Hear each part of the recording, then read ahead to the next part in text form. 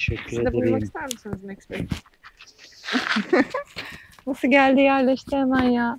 Merhaba, ben Tolga. Merhaba, ben Gülden. Dünyamıza hoş geldiniz. Uzun bir süre aranızda yoktuk. Evet, ara vermiştik. Takip eden dostlarımız bilirler ki büyük bir Türkiye turu hazırlığındayız. Bursa'daydık bir süredir. Bursa'dan artık bu son videomuz. Evet, Bursa sınırları içerisinde son videomuz. Belki bir videomuz daha olabilir ama artık son videomuz Bursa. diyebiliriz. Bir sonraki tura başlıyoruz. Bursa'da daha ne videosu çekeceksin? Hayır ama daha tam sınırdan çekerken bir şey çekeriz ya. Yok. Bursa sınırları dışına Hayır. doğru çıkarken. Hayır müjde çıkıyoruz. Evet. Son videomuz. Şimdi çok kısa neden bir süredir uzaktayız ondan bahsedelim. Karavanın içinde görüyorsunuz beyaz bir kutu var. Uzaktan seçebiliyor musunuz bilmiyorum. Her şey o kutuya sahip olabilmek için de aslında. Biraz eş dost ziyaretleri yaptık. Biraz tabii ki tur için hazırlık yapmamız gerekiyordu. Tamamen duygusal. Sonra da Tolga'nın bahsettiği beyaz kutu. Evet. Nedir bu kutu? Getirip bahsetmek ister misin hemen? Hemen getirelim o zaman. Kutumuzu alalım. Yardım edeyim mi? Yok. Yok ben taşırım. Evet, Max Paşa'mız da merakla geldiğine göre kutu açılışına başlayalım. Evet Max, bu Başlayalım. kutuyu açacağız. Aç Aç bakalım. Max. Tut şuradan aç. Aç hadi. Şimdi öncelikle bu kutu nedir? Biz neden bu kutuyu aldık? Kısaca ondan bahsedelim mi?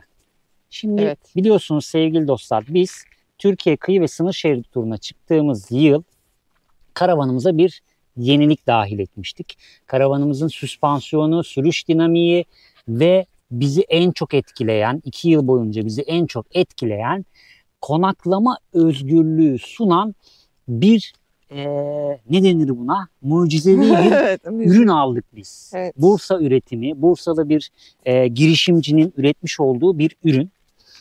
Acabalarımız vardı ama ürünü aldıktan ve kullandıktan sonra bütün acabalarımızı sildik. Evet, özellikle karavanda konaklama kısmında çok büyük konfor sağlıyor. Hemen dengeye alabiliyorsunuz aracı. Biz daha önce birçok videomuzda bundan bahsettik. Detaylıca bahsediyoruz ki bu videoya ilk defa denk gelenler bu ürün nedir, kullanmak isterlerse nasıl bir üründen bahsediyoruz. O yüzden en başından anlatıyoruz. Bu ürün zaten Tolga'nın dediği gibi aslında bu ürün deyip geçmeyelim. Air süspansiyon sistemi aslında bizim Türkiye kıyı ve sınır şeridi turunda her yerde konaklamamıza sebep oldu. Tabii. Çok daha fazla yola girebilmemize sebep oldu. Çünkü arka alanı yükseltebiliyorsunuz istediğiniz gibi. Su depolarımız altta olmasına rağmen birçok noktadan kolaylıkla geçebildik bu air süspansiyon sayesinde. Evet. Bu değil tabii eski air süspansiyonumuz eski air sayesinde. süspansiyonumuz sayesinde. On Air süspansiyon Evet. firmanın adıdır. Ürünün adıdır aynı zamanda. Bu sevgili dostlar reklam değil. Evet. Bizi yakinen tanıyan dostlarımız bilir. Şiddetle tavsiyedir. 3 yıl deneyimledik. Sadece eski modelinde yani bizim kullandığımız süspansiyonda şarjlı kompresörle dolum yapıyorduk ve muayene zamanında onu söküyorduk ve muayeneye öyle gidiyorduk. Sürüş dinamiğindeki farklılığı da bu dönemde fark ediyorduk maalesef. Çünkü biz ona o kadar çok alıştık ki 3 yıldır araçtaki yolculuk esnasında bize sağladığı konfora muayene istasyonundan çıkıp yeniden monte edene kadar gerçekten çile çekiyorduk. Bu ürünle birlikte güncellenmiş ürünün en güzel yanı ne? Artık muayeneden geçebiliyor olacak. Evet. TSE onayları var. Bütün yani yasal prosedür onayları var. Sadece tek yapılması gereken TSE'ye işletmek, ruhsata işletmek ve sonra bütün muayenelerde aynı konforla yolculuk yapabilme şansına Bu süreçte sahipsiniz. de On Air süspansiyon firmasıyla kontak kuruyorsunuz. Onların sizi yönlendirmesiyle bu adımları gerçekleştiriyorsunuz. Evet. Şimdi Gülden'in biraz önce bahsettiği o konfor sürüş dinamiği kısmına şöyle bir örnekleme ve detaylandırma yapayım ben kısaca. Arkadaşlar bu araçlar karavan dönüşümü yaptığınız zaman yüklü pozisyona geçiyor. Evet. Yüklü pozisyonlarda kullandığınız aracın kendi standart makasları ve körükleri işlev görmüyor. Çünkü araç yüklü ve basık.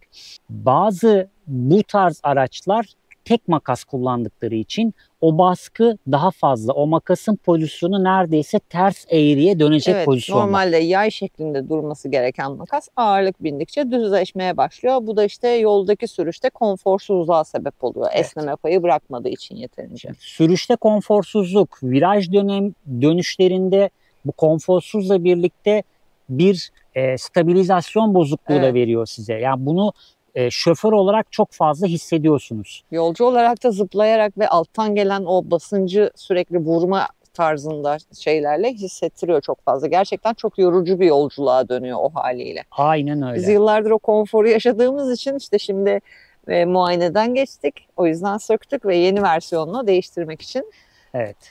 karşınızdayız. Şimdi bir önceki kullandığımız sistemi de ben çıkartayım. O da çünkü yanımızda. Evet. Hem aradaki farkı görmüş olun, hem yeni sistemde ne gibi bir farklılıklar var, hep beraber onları göz atalım. Evet. Şimdi bir önceki sistemde dostlar böyle geniş çene bir körüklerimiz mevcuttu. Şu takoz kısmına yerleştirilen, bu da onu tutan bir malzemeydi şu şekilde. Bağlantı plakası. Evet, ve hortumlarıyla devam ediyordu. Gülden'in size bahsettiği şişirme kısmında da şarjlı kompresörle kullanıyorduk biz bunu. Evet. Ama şarjlı kompresör doldurana kadar tabii ki bir müddet biraz zaman geçiyordu. Bir 30 saniye, 40 saniye. Evet, biraz Hani ağır ölçüm çekimde. yapmadık ama Evet, beklemek gerekiyordu mutlaka birazcık. aynen öyle ve tek tek kompresörleri şişirdiğiniz için de her iki taraf için de biraz zaman alabiliyordu. Ama şimdi yeni sistem nasıl? Yeni aldığımız sistem acaba nasıl? Hep beraber ona bakalım. Kutu içeriğimizde neler var? Etrafı yıkmadan ona bakalım. Evveliyatında şöyle çok şık bir kontrol panelimiz var. Şöyle kenara koyalım. Eski kontrol paneli bunda kullanmıyoruz. Evet.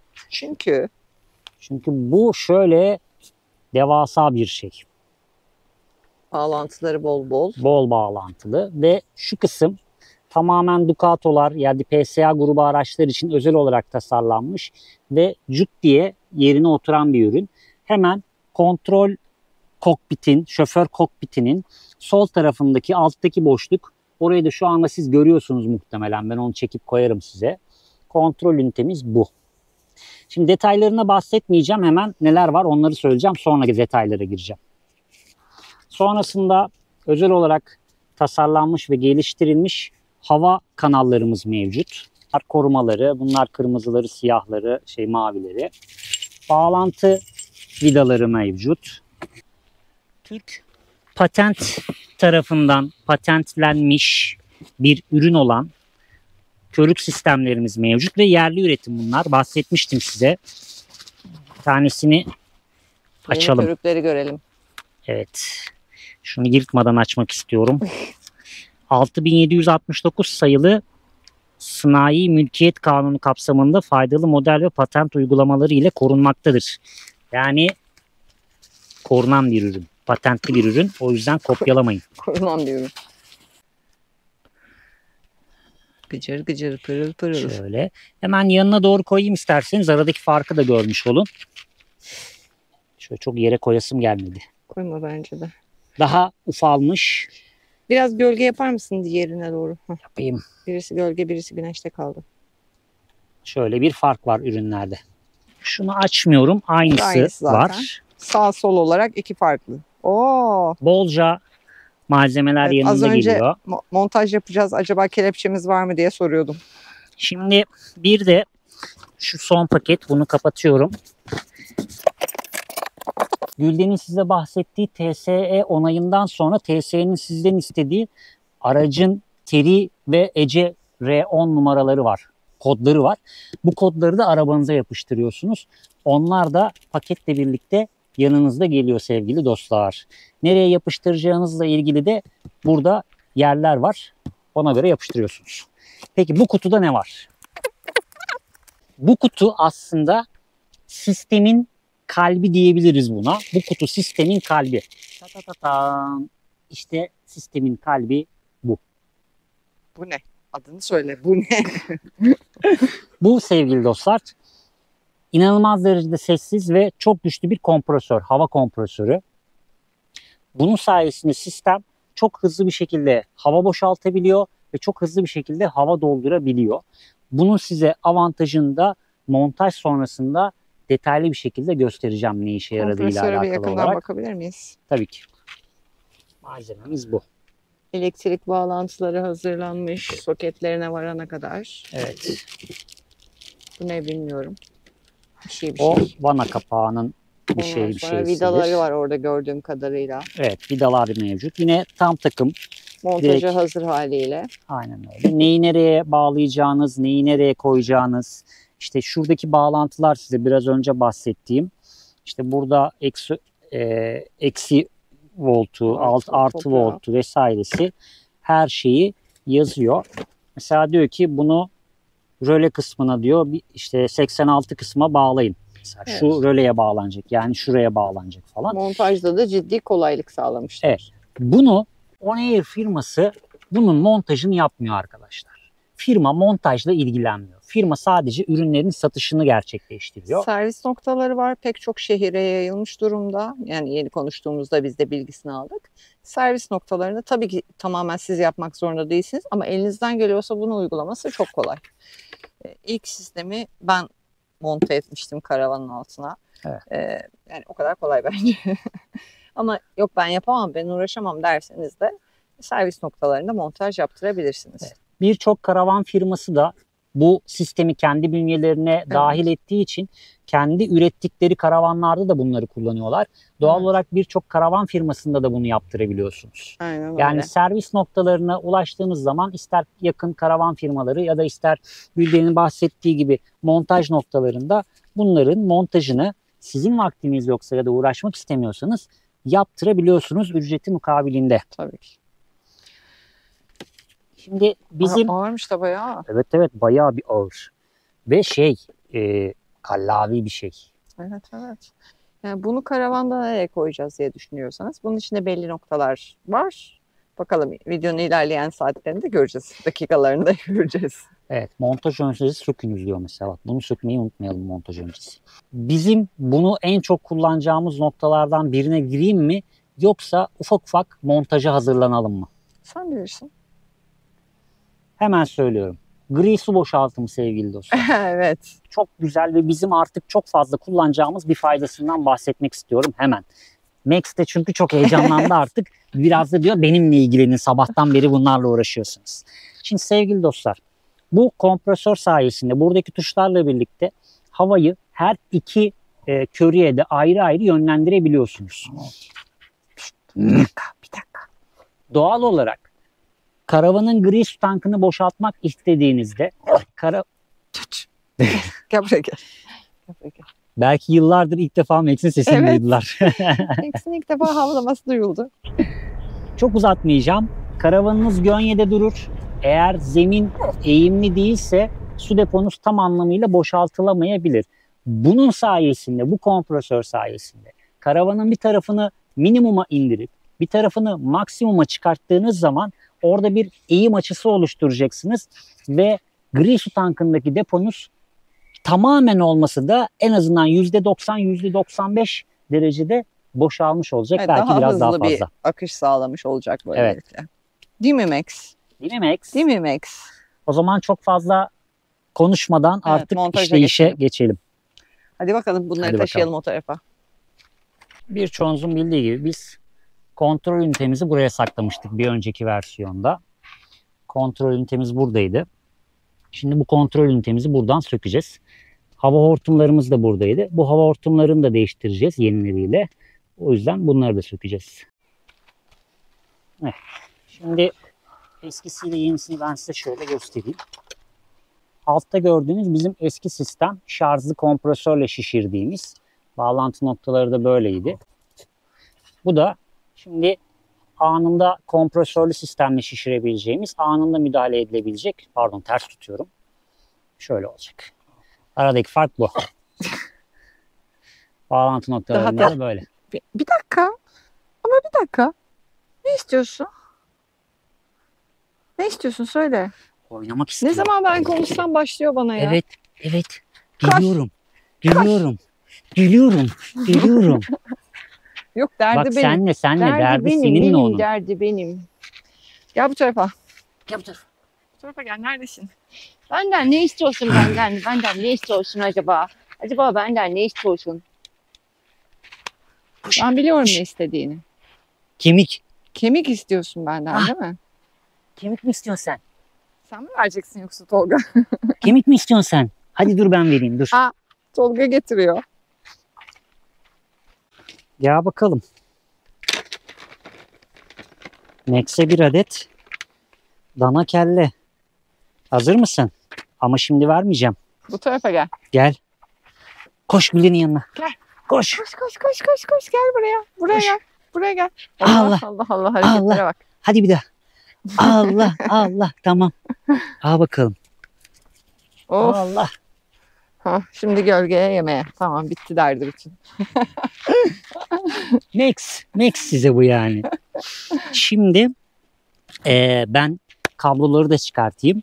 Sonra bunların montajını yaparken ufak ufak arkadaşlara da Eski gösteririz. hortumlarımızı da sökeceğiz. Yenileriyle değiştireceğiz. Çünkü bunların basınç dayanımı daha yüksekmiş. Kompresör daha kuvvetli olduğu için hazır hortumlar da var. Değiştirelim dedik. Ya set halinde geliyor zaten. Evet. Değiştirelim dedik. Hepsi yenilenmiş olsun. Hepsi aklımızdan çıksın yani. Evet. Yapmışken hepsini birden yenileyelim. Evet.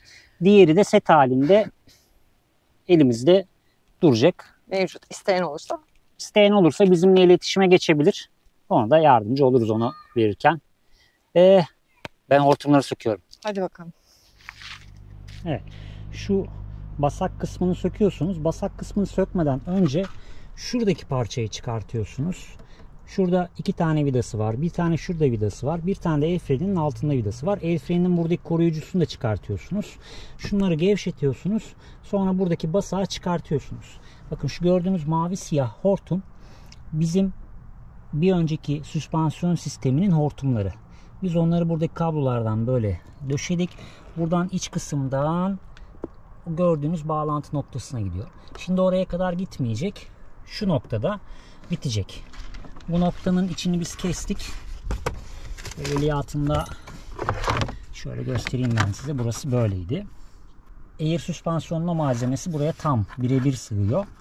Orijinalmiş gibi duruyor. Sanki orijinal Ducato parçası. Şimdi bir önceki sistemi sökmeye devam ediyoruz. Gel yanıma gel. Gel. Başımın belası gel. Bela mısın sen acaba? Tatlı bela mısın? Evet sevgili dostlar, bir önceki kullandığımız sistem Max gördüğünüz üzere tabii ki her zamanki gibi sabote edecek. Elleme sakın Max'i, ellerim çok tozlu. Evet, ellerim çok kötü. Çünkü sabote ederse belki kemik verecek. Onu bu sabotasyonundan uzaklaştırabiliriz belki. Hayır, kamerayı açınca bunu yapıyor direkt. Gel buraya, yanıma gel. Üçkağıtçısın çünkü. Yanıma gel Şifam, yanıma gel. Bir önce kullandığımız şarjlı kompresörle şişirilebilen air süspansiyon kiti bu kadar sevgili tamamen dostlar. alt taraftakiler. 2 adet körükleri bağlayan hava hortumları, kontrol ünitesi ve şarjlı kompresör ünitesi. Arzu ederseniz burada. Yine yeni nesilde de sadece işte şarjlı yerine normal kompresör girdi. Geliyor. Ve elektrik haricinde, bağlantıları var. Elektrik tesisatı var yani bir de ilave olarak. Hortumlarda minik bir yenilik var. Aslında sistem tamamen aynı. Sadece değişen şey kompresör. Bir de bunun içinde neydi? Onun içinde ayrıca bir takoz daha kullanmışlar. Evet, körüklerin içine bir destek takozu ilave edilmiş. Şimdi aynı deyince onu hatırladım. Evet. O da körüklerin dayanıklılığını daha fazla artıracak. Biz 3 yıldır her gün kullandığımız bir karavanda kullanılan süspansiyonlarda bile sadece toz haricinde hiçbir deformasyon yok. Kesinlikle yok. Ve şöyle söyleyeyim, olmaz ya. Şimdi karavan 3,5 ton ama bunlar yaklaşık 10 tona kadar yük taşıyabilecek körükler. Darbe ya da ekstra şeylere karşı olarak.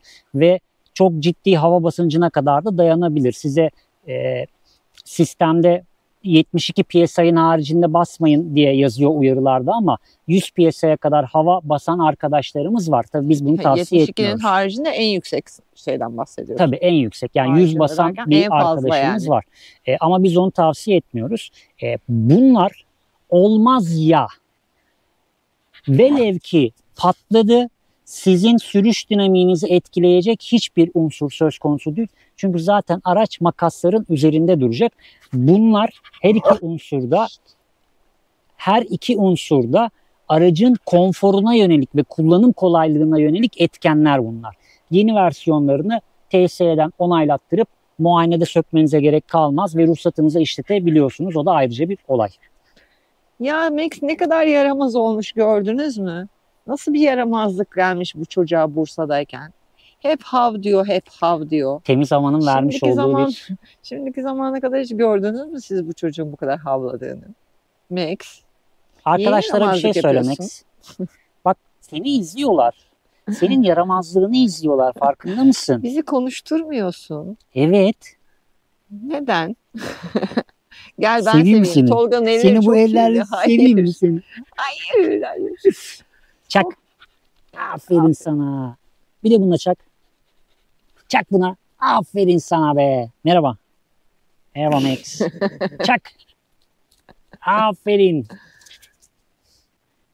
Kemik için yapmıyorsa hiçbir şey demiyorum. Çünkü yetmedi. O küçük bir parça evet, vardı. ufak bir parça. Ben ona bir parça daha getireyim.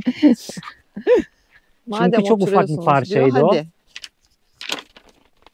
Çok uyanıksın biliyorsun değil mi? Gel. Koş. Gel böyle. Gel böyle. Zıpla. Zıpla. Aferin sana. Al bakalım. Bütün işi bitti şimdi. Aldı ya kemiği. Tabii hemen geçti oraya, yayılmaca. Atladığımız bir şey varsa yorumlarda sorun ve cevaplayalım sevgili dostlar. Dediğim gibi reklam değildir, şiddetle tavsiyedir.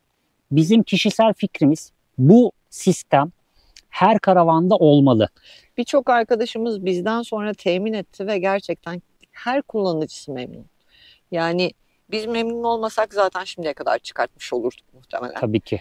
Ama hem bahsettiğimiz gibi hem sürüş konforu hem konaklama konforu. Muhteşem bir ürün bence. Hatta sadece bunun karavanlarda değil, yani bu tip araçlarda yük taşınıyor sonuçta.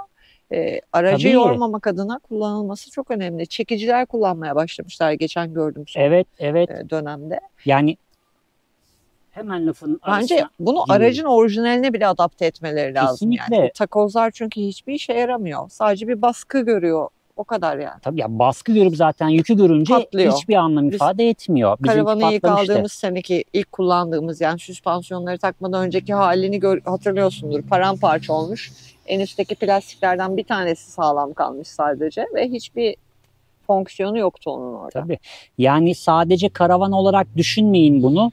Yük taşıyorsunuzdur, herhangi bir ticari faaliyette bulunuyorsunuzdur ya da hususi olarak kullanıyorsunuzdur. Gülden'in dediği gibi çekici olarak kullanma niyetiniz vardır aracınızı.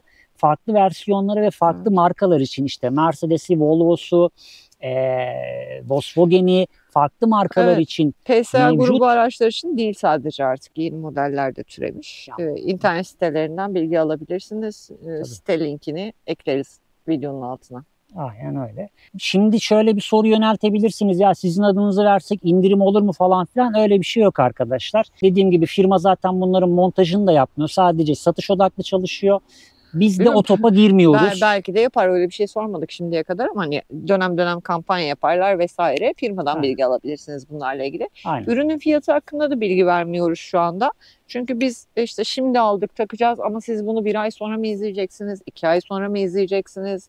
Montaj ve ürün bedeliyle ilgili bir bilgi vermiyoruz o yüzden. Aynen ne zaman niyetlenirseniz firmadan doğru zamanda doğru bilgileri temin edebilirsiniz. Evet, çok değişken bir piyasaya sahibiz. Evet. Bugünün fiyatları bir hafta sonra geçerli olmuyor. O yüzden Gülden'in de demiş olduğu gibi fiyat verme durumunda biz nötrüz. Evet. Fiyat vermiyoruz. Bu arada şeye takıldım. Maksimum çalışma şeyi 200 PSI. Maşallah. 14 bar. Güzel. Güzel. Çok hızlı şişirecek. Evet, çok hızlı şişirecek. Yolcu yolunda gerek. Hazır mısın Tolga? Bayağı da güneş oralar ama. Yok, arabanın altı şey. Altı gölge mi? Kendini avutuyordu. Önce körükleri ve hortumları yerleştireyim. Evet. Geçen sefer de öyle yapmıştık. Tersten öne doğru gidelim. Evet. Sonrasında ön tarafa göre ayar yapalım. Ben sana bunları açayım mı şimdiden? Aç. Ben de aşağı yerleştireyim. Sen o tarafa ayarla.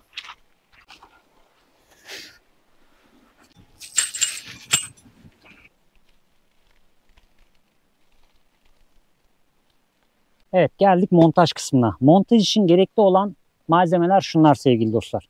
1 adet mat, 1 adet 12-13 anahtar, 1 adet 16-17 anahtar, 1 adet alyan. Kaç alyan? 8 alyan. 1 adet 8 alyan. Sadece bunlara ihtiyacınız var. Onun haricinde başka bir malzemeye ihtiyacınız şimdilik yok.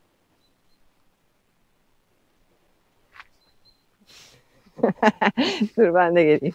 Gel bir şey söyledi de anlamadım. Evet, işaret Buyurun. etmeye çalıştım ama Tolga çok yanlış anladı. Evet. Bir şey daha lazım. Mükemmel bir eküri. Tabii kriko lazım bize. Aracı kaldırmamız gerekiyor. Anladın mı şimdi? Böyle yapınca Tolga ayağa kalktı. Bir de kriko lazım. Çünkü aracı yükseltmemiz lazım ki bu verim cihazlar oraya sığabilsinler. Evet. Son olarak kriko ve 1-2 tane de takoza Destek, ihtiyacınız var. O zaman hadi başlayalım. Hadi bakalım.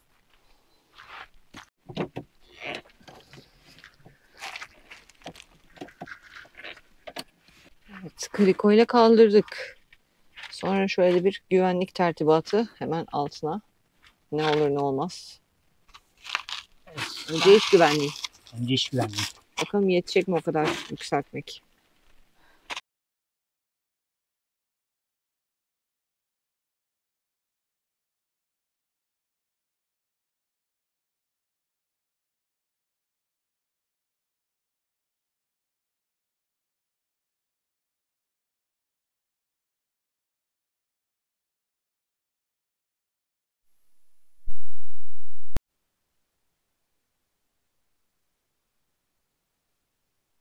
Evet, ilkinin montajını göstermedik çünkü orada su hortumlarımız falan var. Şimdi ikinciyi monte ederken nasıl yapıldığını size detaylıca anlatacağım.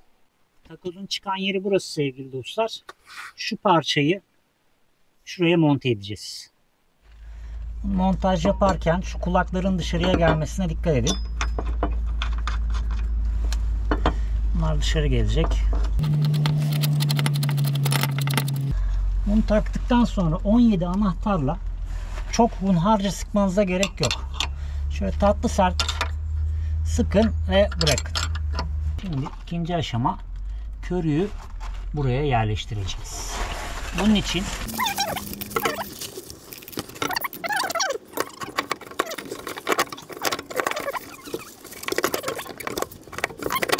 şöyle yerleştiriyorsunuz. Şimdi burada dikkat etmeniz gereken bir diğer unsur. Şuradaki şu disk bunda daha sabit. Ama bir öncekini takarken benim biraz hareketliydi.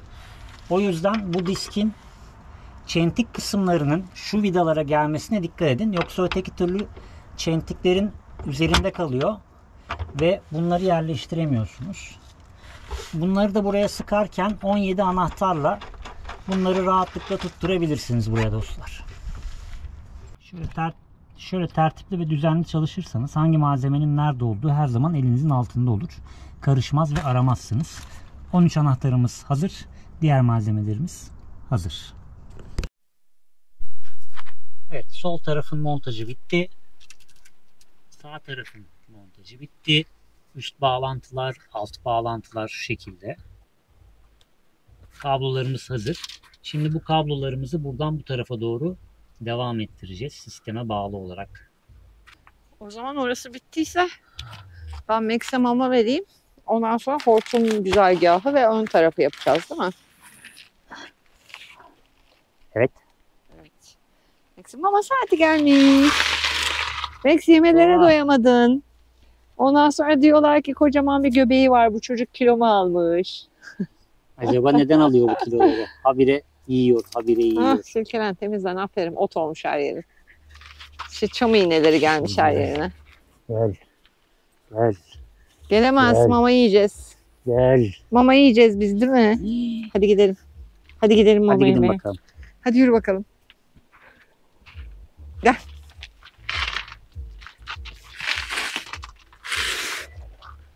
Hadi bakalım. Hadi. Merhaba arkadaşlar. Kanalıma hoş geldiniz. Şimdi sevgili dostlar. Şu hortumları şöyle biraz açalım. Şuradan ileriye doğru vermeye başlıyor. Nereden geçiriyoruz? Su deposunun arasındaki tren hortumunun da geçtiği boşluktan. Evet. Su depolarımızı elastrometrik kauçukla kaplamıştık, biliyorsunuzdur belki izleyenler. Gördüğünüz gibi üstündeki alüminyum folyo zamanla kendini bıraktı. Bunlara folyo bantla bir tadilat yapacağız. Biraz.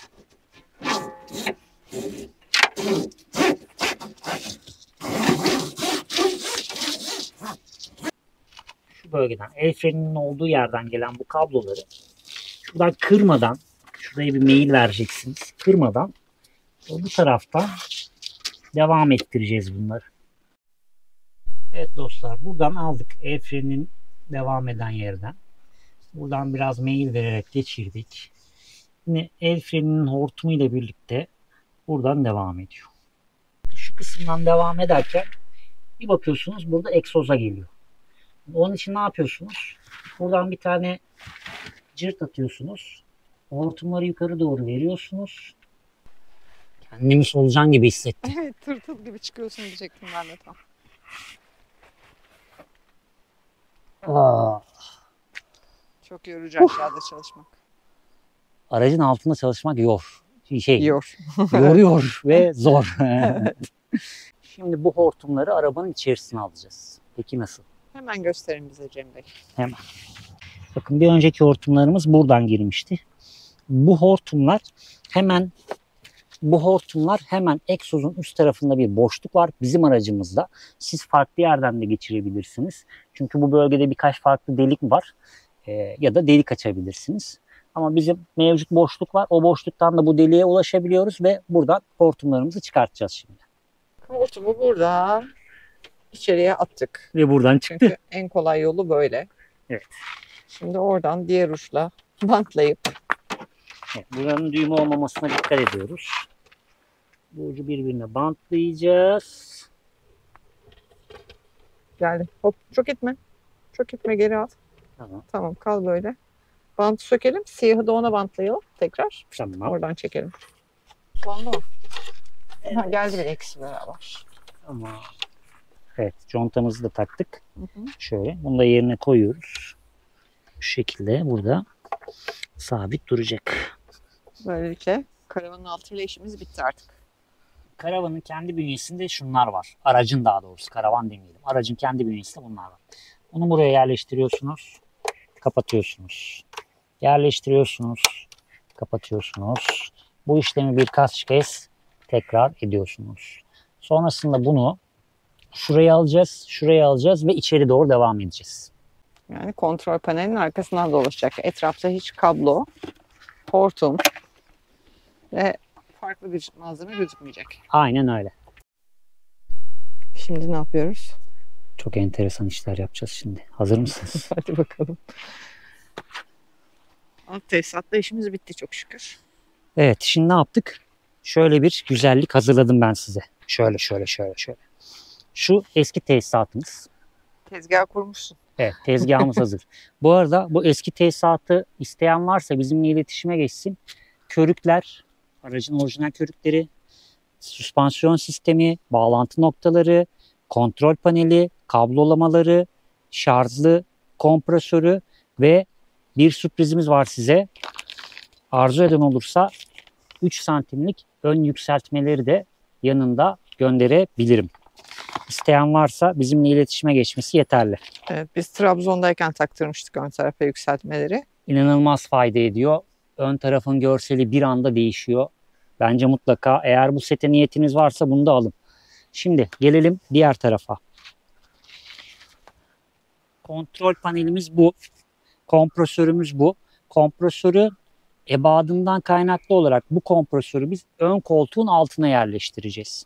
Ön koltuğun altına yerleştirmek için de şöyle yapım aşamasında masamızdan kalma bir parçayı kullanarak bunu buraya sabitleyeceğiz. Ön tarafında biraz boşluk bırakıyoruz çünkü öne de ufak bir parça geliyor. Yalnız bu kadar sene geçmesine rağmen hala yapım aşamasından parçaları da yanımızda gezdirmiş olmamız. 5. yıl. Şu malzemenin yanımızda dolaşması 5. yıl ama bugünü bekliyormuş. Evet ama zaten birçok şey için kullandık, destek yaptık. İşte Tabii. şeyin altına ahşaplarda dengeleme yaparken kullandık. Yani biraz istifçi olabiliriz. Bu Biraz. kadar bir alan varken Biraz bir istifçiliğimiz Yok var ya. bu kadar bir alanda işe bile. yarar malzemeleri saklıyoruz.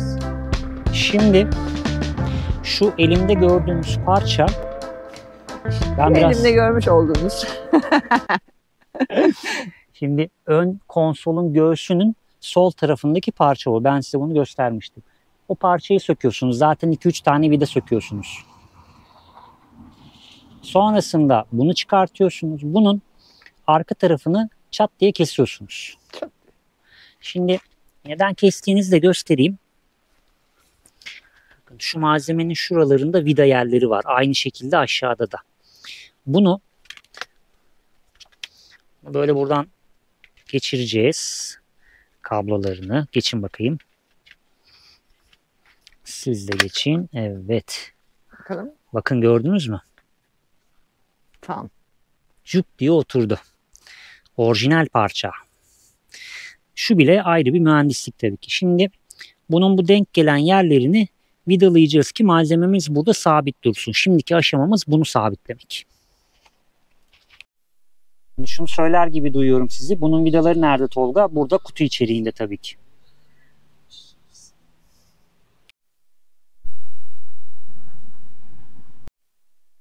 Evet. Bütün vidalar. Evet, 2 tane üstte vida attık, 2 tane aşağıya vida attık. Şuraları karşıladı. Bakın. Çok güzel gözüküyor. Çok güzel oldu. Birlikte olduğunuz insanda obsesif kompulsif bozukluklar varsa ki böyle her şey milimetrik olması gerekiyor falan, milim şaşmaması lazım falan. Böyle hastalıkları varsa bazı işleri onlara bırakın. Sakın siz karışmayın. Sonra suçlusu siz olabilirsiniz. Evet, kesinlikle suçlu siz olursunuz. Kesinlikle suçlu siz olursunuz. Çünkü bakın hemen şu. Ucu bir Şuradan tık yüksekte göstereyim. kaldı. Altını kesmek lazım onun. Ucu yüksekte kaldı. Tamam, ucunu yükseğe bırak, yüksekten keseriz onu. Yüksekten kesilmez. Orada şey var, ovallik var köşelerinde. O nehir süspansiyona burada bir sistem etmek istiyorum. Bu etiket Buraya buraya sığmıyor. sığmıyor. Onun için böyle ikiye böldük. Yarısını altına, yarısını üstüne yapıştırıyoruz. Sığacak bir yer bırakmamışlar etiketi. Bu etiket nedir? Minimum ve maksimum basınçları gösteriyor. Neyi gösterdi arkadaşlar duyamadı. Bize bir daha söyler misin? Minimum minimum ve maksimum basınçları gösteriyor. Minimum maksimum. Minimum ve maksimum basınçları gösteriyormuş.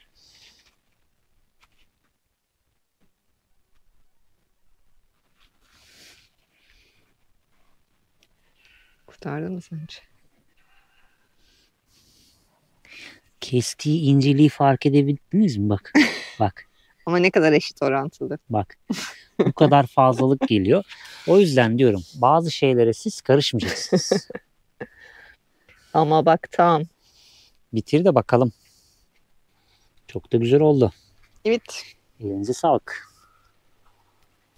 Teşekkür ederim. Evet, bazı şeyleri siz yapmayın. Yoksa başınıza bela olabilirsiniz. Sökersiniz, atarsınız birçok şey olabilir. Hadi devam. Şimdi bir miktar hortumu içeriye doğru verdik. O Pay yüzden- kalsın diye. Evet, pay kalsın diye ne olur ne olmaz. Şimdi mavi ve siyah hortumumuzu buradaki mavi ve siyah hortumla eşleyeceğiz ama nereye bağlayacağız? Bakınız buraya yazmış adamlar. Montaj öncesi sökünüz. Mavi hortumu bu üst kısma, siyah hortumu da bu üst kısma takacağız. Peki bu kırmızı hortum nedir? Bu kırmızı hortum ne? Birazdan. Fıttırı fıttırı fıttırı fıttırı çıkartıyorsunuz. Sonra bundan şekilde. Bunları sakın atmayın. Şunları atarsanız sistem çalışmaz. Biraz önce sakın bunları atmayın dediğim parçalar. Önce bunları geçireceksiniz. Fıttırı fıttırı fıttırı. Sonuna kadar içildi. Evet. Bunu ittikten sonra yine bir tık baskıyla şöyle çeviriyorsunuz ve kilitliyorsunuz. Bunu bir 10 numara anahtar yardımıyla da sonuna kadar sıkarsanız. Evet, anahtarlar 13, 17 ve 10 oldu. Evet. Buraya da o lazımmış. Nedense kamera çekimi olduğunda da ben bu anahtarı bir türlü yerleştiremiyorum buraya. Evet. Sıradaki. Kırmızı arkadaş. Kırmızı, mavi, siyah. Hangi kabloyu keseceğiz? Bunu takmakta çok zorlanıyorsanız sıcak su yardımıyla bunu buraya montajlayabilirsiniz sevgili Evet, dostlar. Hortumlar sert olunca en baştan direkt su ısıtmaya kalkmıştım ama gerek kalmadı. Evet. Kablolarımız şurada. Evet. Kontrol panelinden çıkan bir tane uzun bir kablomuz var. Bunda röle 86 yazıyor. Bunu röle 86'ya takacağız. Bu kompresörün üzerinde. Bir de eksi 12 diyor. 12 volt eksi diyor. Bunun kablosu daha kısa olduğu için sigorta panelinde eksi noktalarınız var. Bunlardan herhangi birini bunu bağlayabilirsiniz. Burayı kapatıp devam edeceğim için ben bunu buradaki eksi noktama bağlayacağım ve öyle devam edeceğim. Şuraya bağladık. Burada başka aldığımız eksiler de vardı. Onlarla birlikte bu burada duruyor. Orta panelinin arkasına doğru. Oradan yine mavi siyah hortumun yanından aşağıya. Değil mi? Evet. Kırmızı yine şu sistemden aşağıya gelip bunun altına girecek. Evet. Kompresörü ahşaba sabitledi Tolga. Evet. Şimdi filtresini de takalım.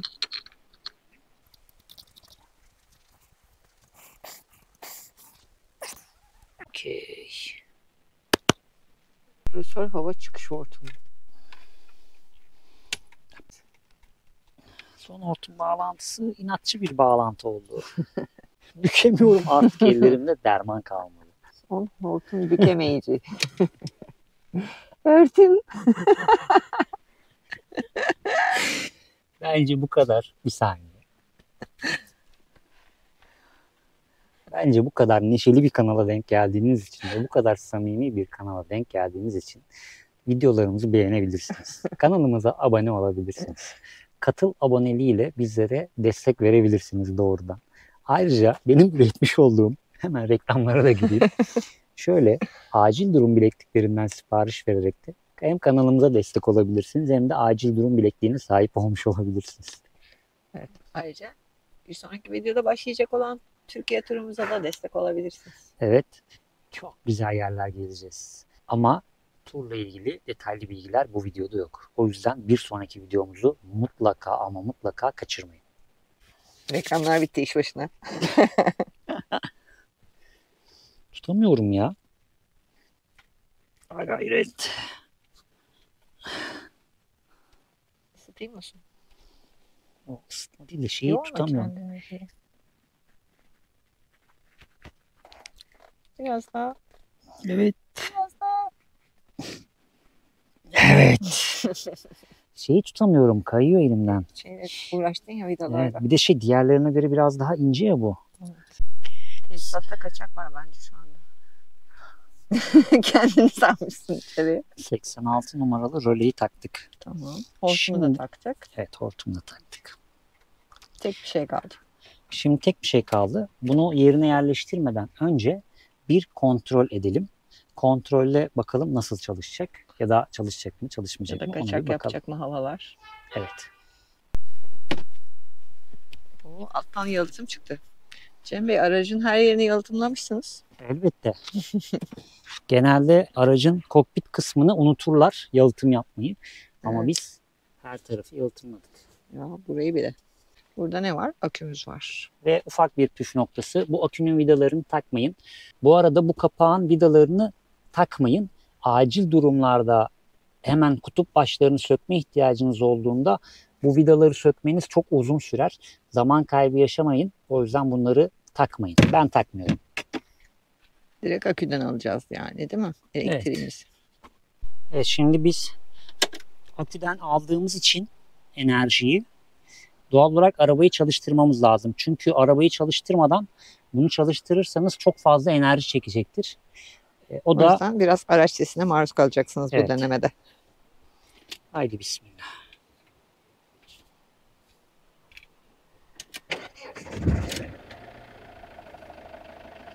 Evet. Şimdi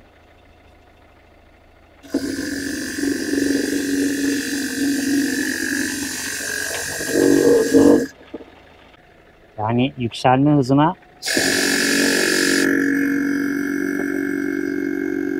Çok iyi.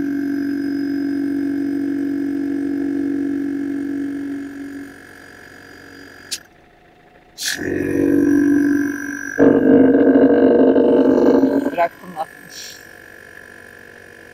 Güzel. Biraz kalsın mı böyle? evet biraz kalsın. Arabada biraz çalışsın. Bakalım arkalar ne alemde. Ya, Kısmı. baksana şuraya. Şuralardaydı. Evet. Hemen yükselmiş ve daha 4 barda. Yani 4 bar bile değil, 3,5 barda. Diğer tarafı da şişirdin değil mi? Evet. Yayların durumunu göstereyim mi arkadaşlara? Bir Oradan saniye biz önce bu göstersen. tarafa bakalım. Ah. Kesmeden verdim. Bakın bahsettiğimiz yayların olması gerektiği konum bu aslında. Yaylar böyle olacak ki siz de aracı kullanırken konforla seyahat edin. Biraz da düşüş hızını görelim.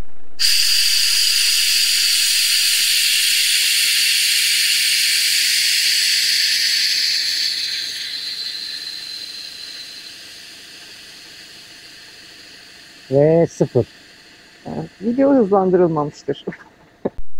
Evet, o zaman kompresörü yerine yerleştirebiliriz. Evet, yerleştirdim. Artık son iş. Son iş artık. Bundan sonra makasların eski haliyle çekmiştik. Şimdi şeyli haliyle çekim yaparız. Kıyaslama çekeceğim şimdi size. Ha. Körüklü haliyle nasıl, takozlu haliyle nasıl, makaslar ne kadar eziyet altında çalışmış, şimdi ne kadar ferah altında çalışacaklar, hep beraber şahit olacağız buna. Evet sevgili Gülden Hanım, hazır mıyız? Hazırız. Bir yandan da temizlik yapıyorum. Bakın görsel şu şekilde. Hemen kokpitin sol tarafı gayet güzel oldu. Kablolarımızın hiçbiri ortada gözükmüyor. Hepsi şu alt kısımlarda kablolarımız. Basamak kısmının altında. Kompresörümüz ve kompresörün diğer malzemeleri, her şey, kablolar hepsi koltuğun alt kısmında. Buraya kestiğimiz tahta da iki demirin arasına sıkı sıkıya girdiği için oynama riski de yok. Ama sabitlerseniz o test aşamasındaki zıngırtı ortadan kalkmış olur. Bakalım bizimki nasıl olacak.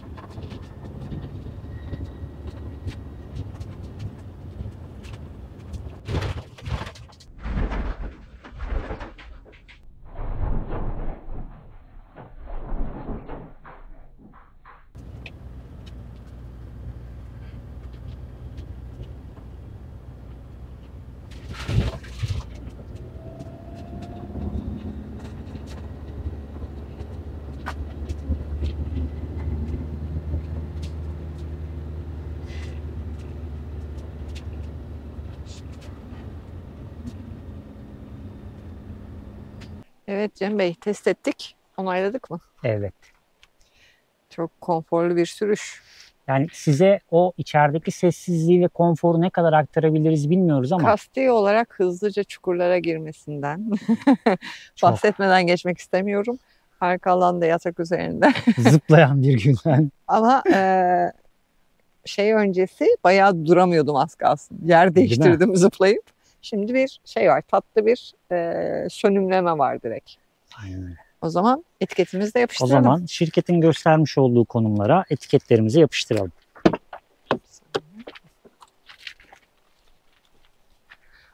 Bu etiketin burada olması önemli çünkü şeyden TSE. geçerken, TSE'den geçerken burada bunları kontrol edecekler.